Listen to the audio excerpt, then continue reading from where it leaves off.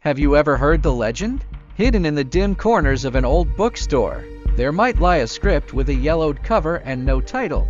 Act 1 is mundane, even boring. But the moment you turn the page to the second act and read the very first word, your world will utterly shatter. This is The King in Yellow, and this is the story of a man who let its forbidden pages consume his soul. The setting is an alternate 1922 New York, a cold, magnificent jungle of steel.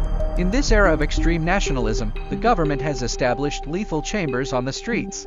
These elegant white buildings, decorated with flowers and soft music, offer a legal, dignified end for anyone who finds life too heavy a burden. Our protagonist, Hildred Castaigne, wanders this oppressive world as a ghost. Years ago, a head injury left him confined to an asylum. To his family, he is a poor fellow with a broken brain. But Hildred has a secret. During his recovery, he read The King in Yellow. In its wicked poetry, he glimpsed the deepest truths of the cosmos, the twin suns and the black stars of a place called Carcosa. Hildred spends his days in a filthy attic with Mr. Wilde, a grotesque man with fingers like spider legs and a sickly, feverish face. Wilde calls himself the repairer of reputations, claiming to hold the secrets of New York's elite. He convinces Hildred of a staggering truth, that Hildred is the last bloodline of the lost royalty of Carcosa. Wilde tells him that a secret imperial dynasty has infiltrated society, waiting for him to claim his throne. Hildred's only obstacle is his cousin, Louis, a handsome soldier who views Hildred with nothing but pity. When Louis announces his engagement, Hildred sees it as a betrayal of the royal bloodline, a conspiracy to usurp the throne. Under Wilde's guidance, Hildred begins to plan his coronation, a ceremony that will begin with his cousin's blood. On a night of thunder and lightning, Hildred goes to Wilde's attic for the final signal.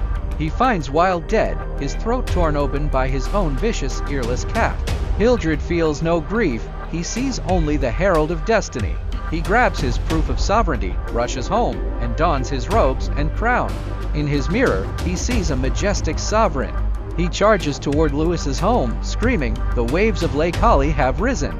The suns of Carcosa are setting." But reality is a different horror. To the police, there is no king, only a madman in a filthy, tattered bathrobe with a piece of rusted scrap metal jammed onto his head. The vassals never existed. Hildred is tackled into the mud, his precious crown shattering like cheap junk. Hildred eventually died in a padded cell. The official diagnosis: paranoid schizophrenia triggered by unhealthy fiction.